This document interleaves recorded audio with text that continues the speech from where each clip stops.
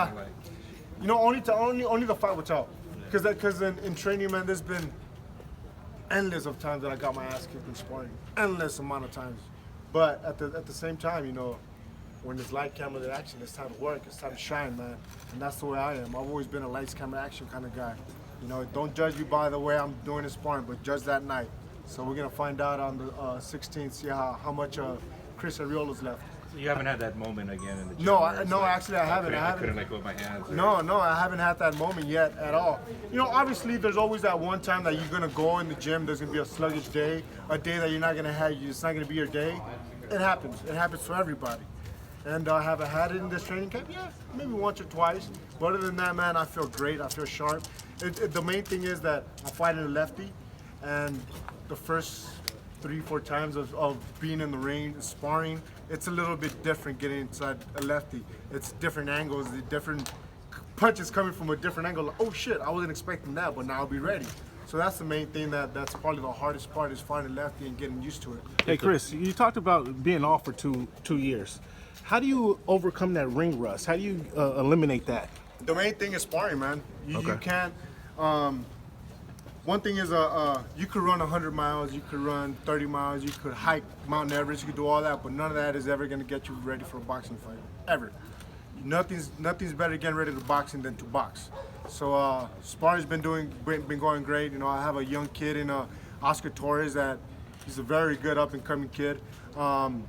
Scott and the one that fought Travis Kaufman, that gave him a great fight. You know, he's a very good fast hand. So get him a butt kicked every now and then is a good thing, and I'm just more than ready and happy to come to this fight the 16th. Great.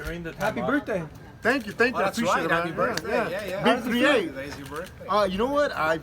It's just another day, man. I'm just older. That's it. I just happen to live another year. During your time off, did your love for the sport kind of start to kind of reemerge at all? I'm gonna tell you, like the first year that I was off, I really didn't watch that much boxing for the first year. I watched maybe the main fights and stuff like that. And the second year, there was more PBC fights. There was more big events, and I started going to one. I was like, "Fuck, man, I'm actually missing it." You hear the bell, you hear the ring out, you start getting goosebumps. You start doing this thing and wanting to get in the ring, and then little by little, I was like, "Oh shit, I need to get my ass back in there." And I spoke to her, and I'm like, "If I don't fight before last year, if I didn't fight before the year was over, I was gonna retire." So luckily, I got a fight in, and let's keep the ball rolling. And right now, I'm in the part of my career that I'm one and done, meaning I lose, I'll retire. That's it. I lose, I retire. I'm chasing a title. That's the main goal. The main goal is the title fight. So Chris, a lot of athletes say when they start thinking about retiring, they're already retired. No, I don't think that. I think about the way I see it. I got to give it my all. Okay. I got to give it my all. One and done. Got to give it hell. Okay. Got to go out with a bang, right? There you go. Might as well. Might as well. Do I think about retirement? Yeah, I like being home. Who doesn't like being home? But I love fighting more. I love fighting. I promise you. My favorite thing about boxing is the fighting part. Since you were talking about like the one and done, and now kind of rewatching some of the boxing down this last year, what do you think about some of the younger heavyweights that are kind of dominating and bringing the division back? You know what? It's not so much. It's not the heavyweight division. Let's just start there. It's a beautiful landscape right now. Got a lot of great up and comers, just like Joey, Joe Joyce, all these the titles that are having up in Europe, and it's a nice landmark. But not only that, but boxing is just becoming bigger than what it was. You know, it's coming back up again. You know, went through when the UFC took a lot of shine away from it. PBC has been helping to bring it back up. In all honesty, you know, like now the events are events. They're not just a boxing fight, it's a boxing event. Just like we're gonna have on the 16th, it's a boxing event. It's not just a fight, it's a Jay's World, come on now. Who do you think is the best? About getting that itch to get back in the ring.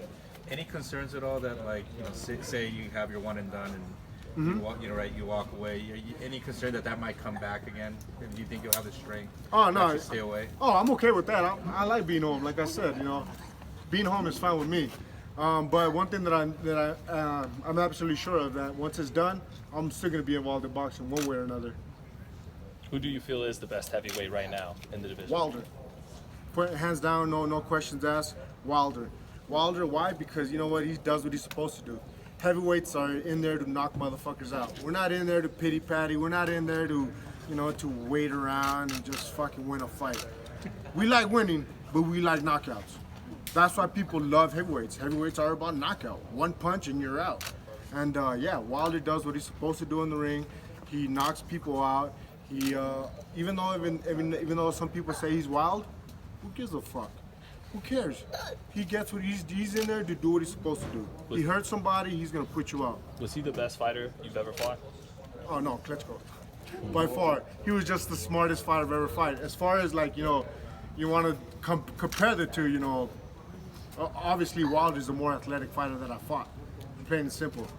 Hand speed, Stavern, which pisses me off.